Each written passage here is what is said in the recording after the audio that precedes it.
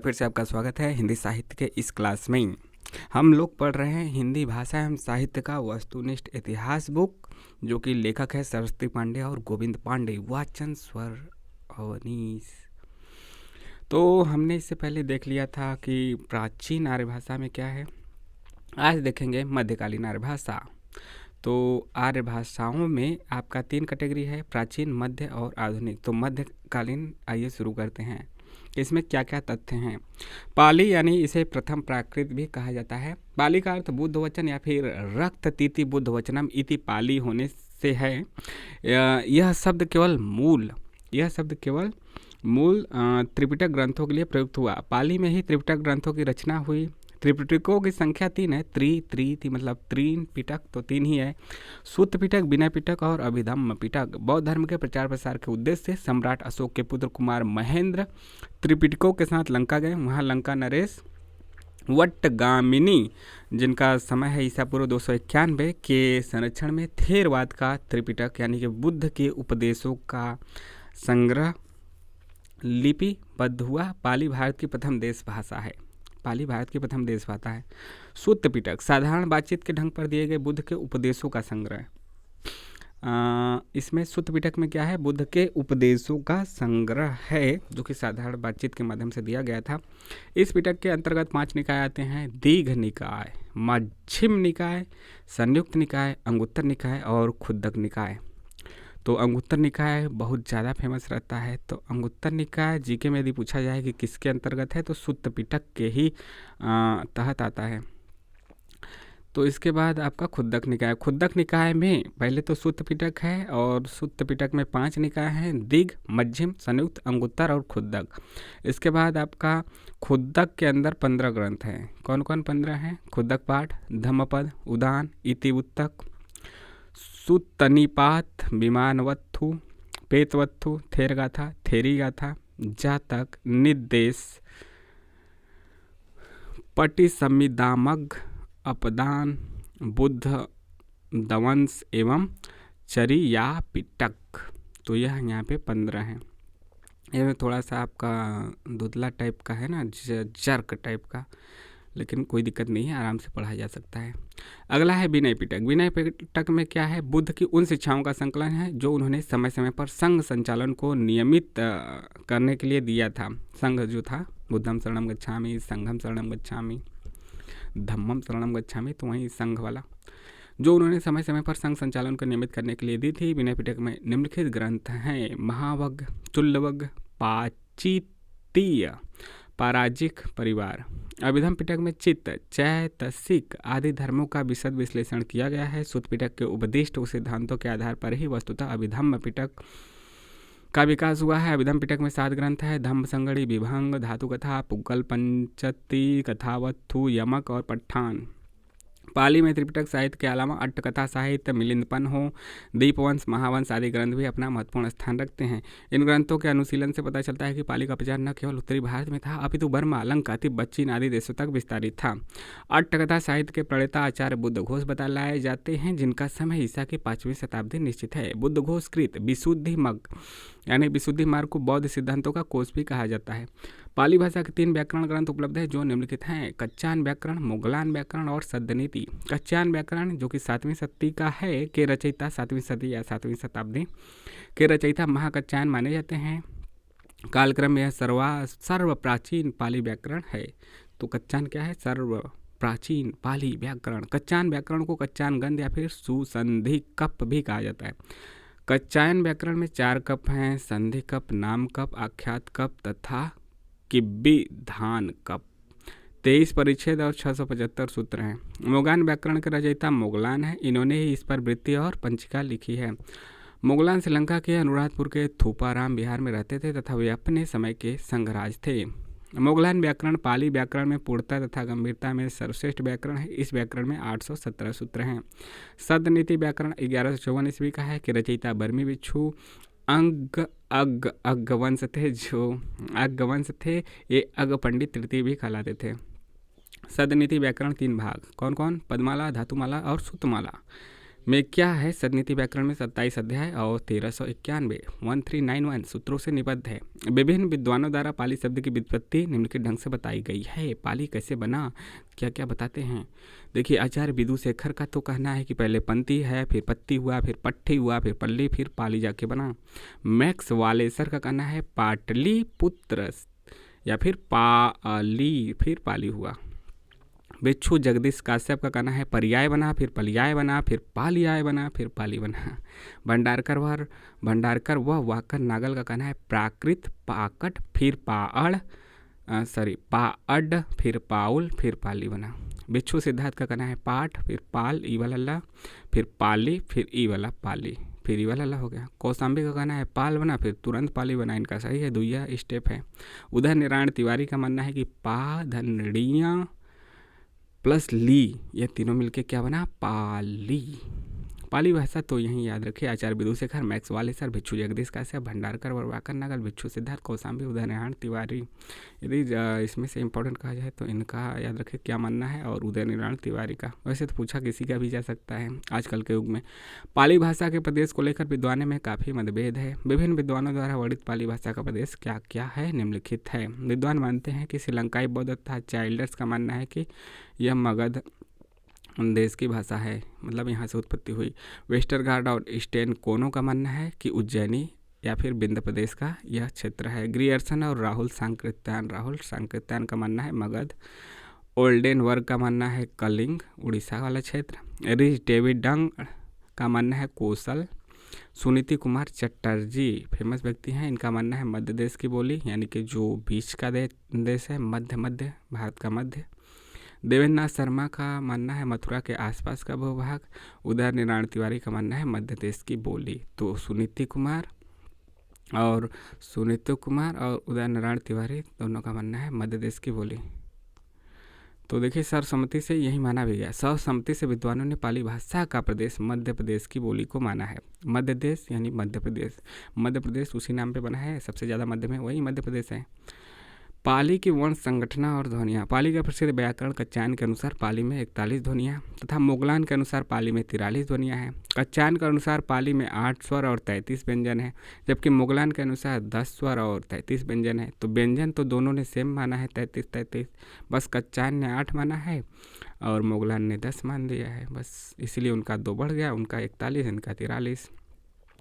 पाली में वर्णों का वर्गीकरण निम्न ढंग से किया गया है। हरस्व स्वर में अ, ई, उ, ए, ओ है। दीर्घ में आ, ई, उ, ए, ओ है। व्यंजन क वर्ग जानते ही हैं, अब च वर्ग जानते ही हैं, ट वर्ग जानते ही हैं, त वर्ग भी आपको पता ही है, प वर्ग भी पता है, फिर य, र, ल, व, फिर स, ह, फिर ई वाला भी ल है, और ई अंग है ना, अंग। पाली भाषा की महत्वपूर्ण विशेषताएं निम्नलिखित हैं। अनुस्वार पाली में यानी कि अ पे बिंदी जो है अंग, पाली में स्वतंत्र ध्वनि है, जिसे पाली व्याकरण ने निग्रहित नाम से अभिहित किया है, यानी बिंदु निग्रहित। टर्नन के अनुसार पाली में वैदिकी की भांति ही संगीतात्मक एवं बलात्मक दोनों स्वराघात थे। ग्रियर्सन तथा भोलानाथ तिवारी पाली में बलात्मक और स्वराघात मानते हैं, जबकि जूल ब्लॉक किसी भी स्वराघात को नहीं स्वीकार करते हैं। पाली में 3 लिंग है, 3 वाच्य हैं, 2 वचन है, 1 वचन और बहुवचन। इसमें आपका द्विवचन नहीं है का प्रयोग मिलता है। पाली में द्विवचन नहीं होता है। पाली हलंत रहित है। 6 कारक है, 8 लकार हैं, 4 काल और 4 भाव मिलके 8 लकार बने हैं। तो 6 कारक, 8 लकार तथा 8 गण है। 8 गण युक्त भाषा है।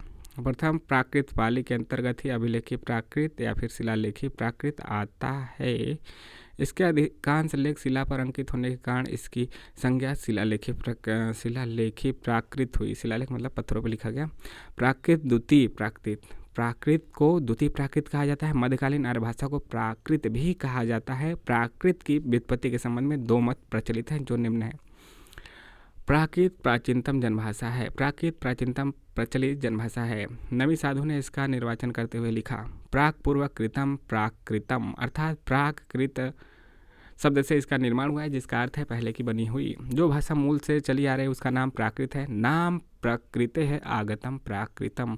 नामी साधु ने काव्य अलंकार की टीका में लिखा है, प्राकृतेति सकल जगत जंतूनाम व्याकरणादि मिरनाहत संस्कार सहजो वचन व्यापार प्रकृति तत्र भव सेव वा प्राकृतम। अर्थात सकल जगत के जंतुओं यानी प्राणियों के व्याकरण आदि संस्कारों से रहित सहज वचन व्यापार को प्रकृति कहते हैं।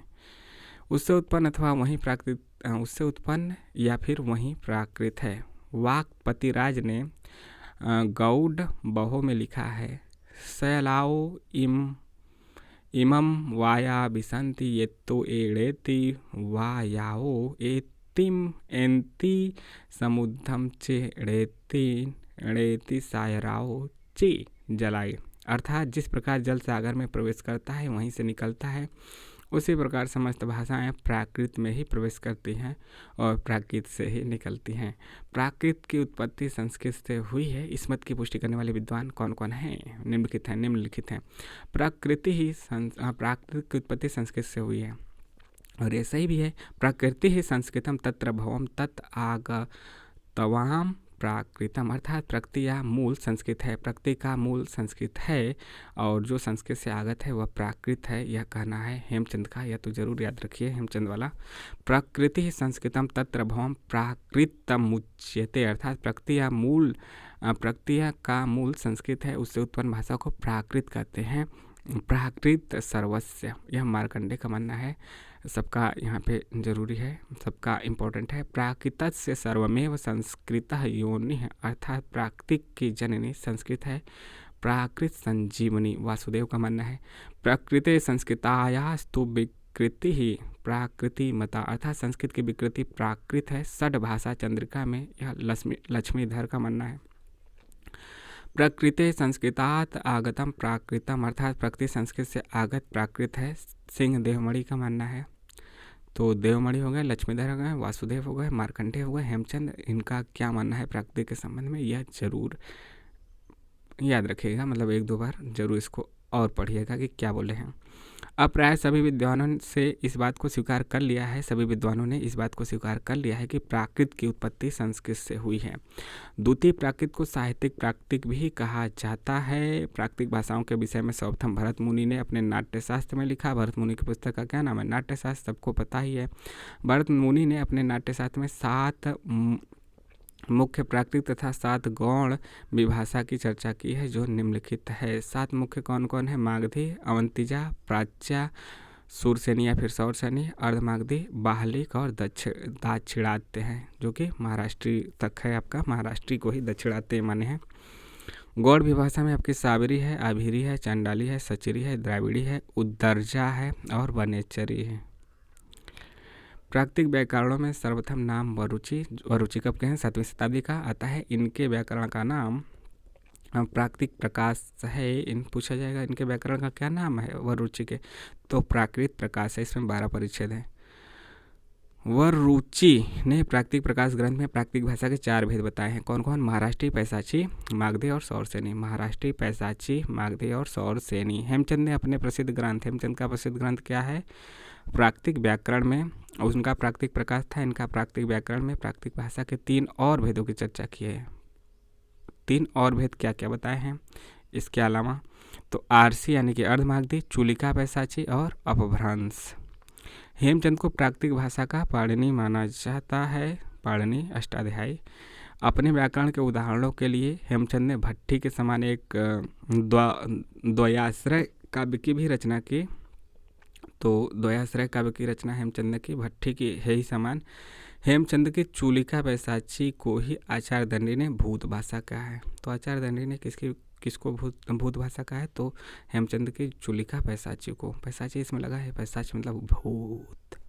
महाराष्ट्र को प्राकृतिक व्याकरणों ने आदर्श, परिनिष्ठित तथा मानक प्राकृतिक माना है। इस प्राकृतिक का मूल स्थान महाराष्ट्र है। डॉक्टर हर्नल के अनुसार महाराष्ट्र का अर्थ महान राष्ट्र की भाषा है। महान राष्ट्र के अंतर्गत राजपूताना तथा मध्य प्रदेश आदि आते हैं। जॉर्ज गिरसन एवं जूल ब्लॉक ने महाराष्ट्रीय प्राकृतिक से ही मराठी की उत्पत्ति मानी है। भरत मुनि ने दाक्षिणात्य प्राकृतिक भाषा का भेद महाराष्ट्र के लिए ही किया है। अवंती और वाहलिक ये दोनों भाषाएं महाराष्ट्रीय भाषा में अंतर्भूत हैं। डॉक्टर मनमोहन घोष और डॉक्टर सुकुमार सेन का अभिमत है कि महाराष्ट्रीय प्राकृतिक सौर सैनी का ही विकसित रूप है। प्राकृतिक सौर सैनी का ही विकसित। तो डॉक्टर मनमोहन घोष और डॉक्टर सुकुमार सेन का मानना है कि महाराष्ट्र प्राकृतिक सौर सैनी का ही विकसित रूप है। आचार्य दंडी ने अपने प्रसिद्ध ग्रंथ काव्यादर्श, दंडी का कौन सा ग्रंथ है? काव्यादर्श ने महाराष्ट्र को सर्वोत्कृष्ट प्राकृतिक भाषा बतलाया है। जैसे क्या लिखा है? महाराष्ट्राश्रयां भाषां प्रकृष्टं प्राकृतम विदु सागरा सूक्ति रत्नानाम सेतुबंधादि यन्मयाम। महाराष्ट्रीय प्राकृतिक में लिखी गई प्रमुख साहित्यिक कृतियाँ निम्नलिखित हैं। राजा हालकृत गाहा सत्सय गाथा सप्तशती, प्रवरसेन कृत रावण वहो सेतुबंधा, वाकपति कृत गौड वहो गौडवधा, जयवल्लभ कृत वज्जालग, हेमचंद कृत कुमारपाल चरित। सौरसेनी प्राकृतिक मूलतः सूरसेन या फिर मथुरा का क्षेत्र है, उसके आसपास की बोली है। मध्य प्रदेश की भाषा होने के कारण सौरसेनी का बहुत आदर था। यो मध्य देशम विवसति स कवि है सर्वभाषा निसड़ा। डॉक्टर पीसेल के अनुसार इसका विकास दक्षिण में हुआ। सौरसेनी मूलतः नाटकों के गद्य भाषा थी। आचार्य भरत मुनि ने लिखा भी है, सौरसैनम समाश्रित्य भाषा कार्यतु नाटके। विद्वानों ने सौरसेनी प्राकृतिक का आधार भिन्न भिन्न बताया है, जो निम्नलिखित है। वह रुचि का मानना है संस्कृत प्रकृति ही संस्कृतम। राम शर्मन का मानना है महाराष्ट्री। और इसमें क्या लिखा है इन्होंने अपने सूक्ति में? विरच्यते संप्रति सौरसेनी पूर्वे भाषा प्रकृति किलास्या। पुरुषोत्तम जी का मानना है संस्कृत तथा महाराष्ट्री। संस्कृतानुगमनाद बहुलम तथा शेषे महाराष्ट्री। वह रुचि ने सौरसेनी प्राकृतिक को ही प्राकृतिक भाषा का मूल माना है। प्रकृति ही सौरसेनी प्राकृतिक प्रकाश। पैसाची प्राकृतिक को पैसाची का ग्राम्य भाषा, भूत वचन, भूत भाषित आदि नामों से भी पुकारा जाता है। आगे है जॉर्ज ग्रियर्सन ने पैचासी भाषा भाषी लोगों का आदिम निवास स्थान उत्तर पश्चिम पंजाब और अफगानिस्तान को माना है तथा इसे दरद से प्रभावित बताया है। दरद का अर्थ क्या था? पर्वत। लक्ष्मीधर ने अपने प्रसिद्ध ग्रंथ षड्भाषा चंद्रिका में राक्षस, पिशाच तथा नीच पात्रों के लिए पैसाची भाषा का प्रयोग बतलाया है। रक्ष पिशाच नीचेषु पैसाची द्वितीयम भवेत। मार्कंडेय ने प्राकृतिक सर्वस्व में कैकय पैसाची, सौरसेनी पैसाची और पांचाल पैसाची, इन 3 प्रकार की पैसाची भाषाओं का 3 देशों के आधार पर नामकरण किया। मागधी प्राकृतिक मगध देश की भाषा रही। मार्कंडेय ने सौरसेनी के मागधी की व्युत्पत्ति बताई है। मागधी सौरसेनीतः। मागधी के साकारी, चंडाली और साबरी ये 3 प्रकार मिलते हैं। मागधी प्राकृतिक का प्राचीनतम रूप अश्वघोष के नाटकों में मिलता है। भरत मुनि के अनुसार मागधी अंतपुर के नौकरों, अश्वपालों आदि की भाषा है। अर्ध मागधी प्राकृतिक के संबंध में जॉर्ज ग्रियर्सन ने बताया है कि यह मध्य देश की सूरसेन और मगध के मध्यवर्ती देश अयोध्या का कौशल की भाषा थी। श्री जिनदा सगड़ी महत्तर 7वीं शताब्दी ने अपने प्रसिद्ध ग्रंथ निषीद चूड़ी में अर्ध मागधी को मगध देश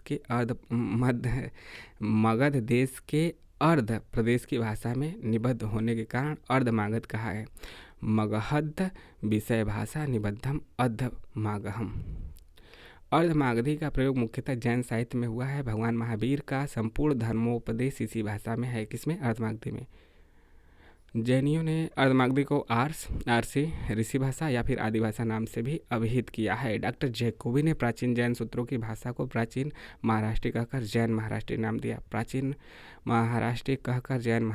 दिया। आचार्य विश्वनाथ ने साहित्य दर्पण में, उनकी पुस्तक क्या है? साहित्य दर्पण में अर्धमागधी को चेट, राजपूत या फिर सेठों की भाषा बताया है। अगला तीसरा है इसी के अंतर्गत अपभ्रंश। इसे तृतीय प्राकृत भी कहा जाता है। अपभ्रंश मध्यकालीन भारतीय आर्य भाषा और आधुनिक भारतीय आर्य भाषाओं के बीच की कड़ी है। अपभ्रंश क्या है? मध्यकालीन भारतीय आर्य भाषा और आधुनिक भारतीय आर्य भाषाओं के बीच की कड़ी है। इसके बाद शुरू हो जाएगा आपका आधुनिक। इसलिए विद्वानों ने अपभ्रंश को एक संधिकालीन भाषा कहा है। भर्तृहरि के वाक्य पदीयम के अनुसार सर्वप्रथम ब्याडी ने संस्कृत के मानक शब्दों से भिन्न संस्कारच्युत, भ्रष्ट और अशुद्ध शब्दों को अपभ्रंश की संज्ञा दी। भर्तृहरि ने लिखा है, शब्द संस्कारहीनो यो गौरीति प्रयुच्यते तमभ्रंश मिच्छन्ति विशिष्टार्थ निवेशिनम। ब्याडी की पुस्तक का नाम क्या है? लक्ष्य श्लोकात्मक संग्रह था जो दुर्भाग्यवश अनुपलब्ध है। अभ्रंश शब्द का सर्वप्रथम प्रमाणिक प्रयोग पतंजलि के महाभाष्य में मिलता है। पतंजलि की पुस्तक का क्या नाम है? एक पुस्तक का महाभाष्य भी नाम है, यह भी याद रखिए। महाभाष्यकार ने अभ्रंश का प्रयोग अब शब्द के समानार्थक के रूप में किया है। भूयाम स्वप शब्दा अल्पियांशः शब्दा इति एकैकस्य ही शब्दस्य बहवो अपभ्रंशा। अभ्रंश के सबसे प्राचीन उदाहरण भरत मुनि के नाट्य शास्त्र में मिलते हैं, जिसमें अभ्रंश को विभ्रष्ट कहा गया है। डॉक्टर भोलानाथ तिवारी और डॉक्टर उदय नारायण तिवारी के अनुसार भाषा के अर्थ में अभ्रंश शब्द का प्रथम प्रयोग चंड यानी कि 6वीं शताब्दी ने अपने प्राकृतिक लक्षण ग्रंथ में किया है। न लोपो अपभ्रंश से अधोरेफस से। आचार्य रामचंद्र शुक्ल के अनुसार अभ्रंश नाम पहले पर वल्लभी के राजा धार सेन द्वितीय के शिलालेख में मिलता है, जिसमें उसने अपने पिता गुसेन, इनका कार्यकाल है विक्रम संवत 650 के पहले, को संस्कृत, प्राकृत और अभ्रंश तीनों का कवि कहा है। किसको? गुसेन को। संस्कृत, प्राकृतिक, अभ्रंश। भामन ने काव्यालंकार में अभ्रंश को संस्कृत और प्राकृत के साथ भामन ने अपने काव्यालंकार में अभ्रंश को संस्कृत और प्राकृत के साथ एक काव्यापयोगी भाषा के रूप में वर्णित किया है। संस्कृतम प्राकृतम चान्यद अपभ्रंश इति त्रिधा। आचार्य किशोरी दास वाजपेयी ने अभ्रंश को लड़ा भाषा कहा है। आचार्य दंडी ने लड़ा भाषा किसने कहा? किशोरीदास वाजपेयी ने। आचार्य दंडी ने काव्यादर्श में, इनकी जो पुस्तक है, समस्त वाङ्मय को संस्कृत, प्राकृत, अभ्रंश और मिश्र इन 4 भागों में व्यक्त किया। तदेतद वाङ्मयम भूयः संस्कृत प्राकृतम तथा अपभ्रंश च मिश्र अंचेत्याहुस्य सूर्याश्च तुर्विधम। आचार्य दंडी ने काव्यादर्श में अभ्रंश को आभीर भी कहा है। आभीरादि गिरथ काव्यस्वपभ्रंश इति स्मृता। अभ्रंश को विद्वानों ने विभ्रष्ट, आभीर, अवहंस, अवहट, पटमंजरी, अवहट, अवहट आदि नामों से भी पुकारा है। विभिन्न विद्वानों ने अभ्रंश के निम्नलिखित भेद बताए हैं। नमी साधु का मानना है अभ्रंश के भेद हैं 3, उपनागर, आभीर और ग्राम्य। मार्कंडेय का मानते हैं नागर, उपनागर, व्राचड। याकोबी का मानना है पूर्वी, पश्चिमी, दक्षिणी, उत्तरी। तागरे मानते हैं पूर्वी, पश्चिमी, दक्षिणी, इनके में उत्तरी नहीं है। नामवर सिंह केवल दुइया मानते हैं पूर्वी, पश्चिमी। डॉक्टर सुनीति कुमार चटर्जी ने अभ्रंश को भारतीय आर्य भाषा के विकास की एक स्थिति माना है। इनके अनुसार 6वीं से 11वीं सदी तक के प्रत्येक प्राकृतिक का अपना अभ्रंश रूप रहा होगा। 6 से 11वीं सदी तक प्रत्येक प्राकृतिक का अपना अभ्रंश रहा होगा। जैसे मागधी प्राकृत के बाद मागधी अभ्रंश, अर्धमागधी प्राकृत के बाद अर्धमागधी अभ्रंश, सौरसेनी प्राकृतिक के बाद सौरसेनी अभ्रंश, महाराष्ट्रीय प्राकृतिक के बाद महाराष्ट्रीय अभ्रंश।